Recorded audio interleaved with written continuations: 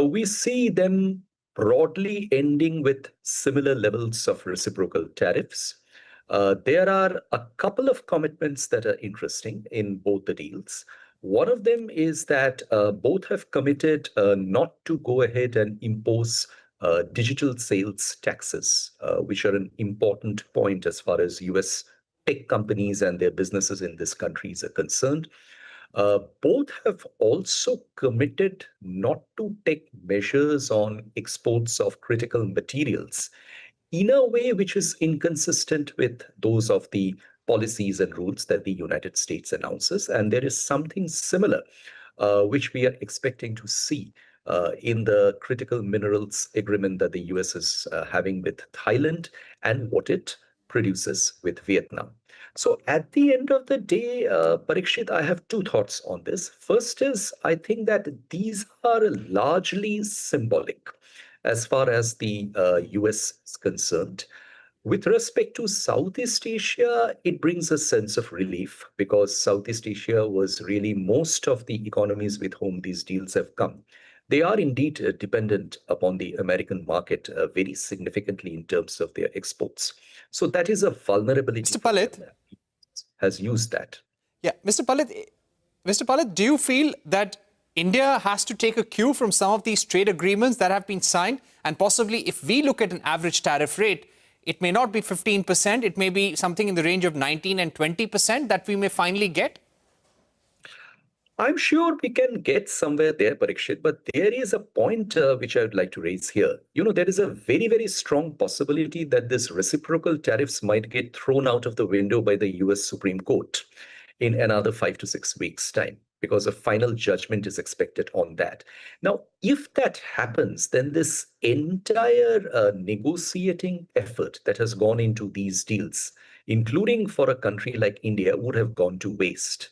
In that case, we would be going back to a situation where Section 232 product tariffs and Section 301 tariffs will remain prominent, and we will not have any country-specific tariffs. And within those, there will be, various machinations that the United States will employ. So the question that we come back to now, Parikshit, is that for a country like India and for most other countries, what exactly is the benefit that they are hoping to obtain at the end of getting these deals, whatever be the character of these deals? On surface, there might be a level playing field established as far as the parity between reciprocal tariffs are concerned. But if the reciprocal tariffs don't exist in the first place, then what exactly would the parity be all about?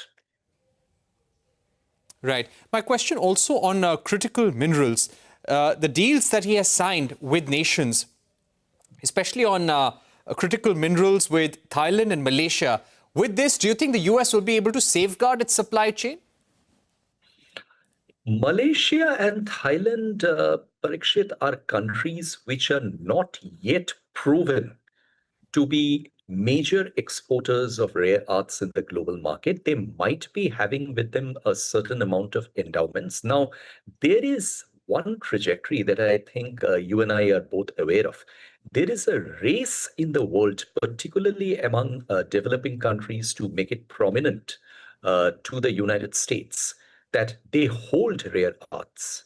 And as a result of their holding rare earths, they are very valuable, and the US should cut deals with them. But I think the US is being very preemptive in this regard and wanting to safeguard itself from any possible responses on part of China. And if China is entering into similar kinds of agreements with these countries, which it really doesn't need to, given the authority it holds on supply chains right now, then that would be a preemptive safeguard for the United States. So in a sense, this is something which is being done in haste. This is being done in an anticipatory manner. If Southeast Asia produces reserves of rare earth, that might make them influential in some respect in critical earth supply chains, US would want to be ahead in that game and make it sure they have access to those ahead of China. All right, Amitendu Palit, thank you very much for joining us with that very important perspective and a roundup of Donald Trump's trade deals over the weekend. Let's see what happens in Japan and, of course, in China later this week. With that, it's a wrap on this edition of Newscentre. Thank you for watching. Goodbye.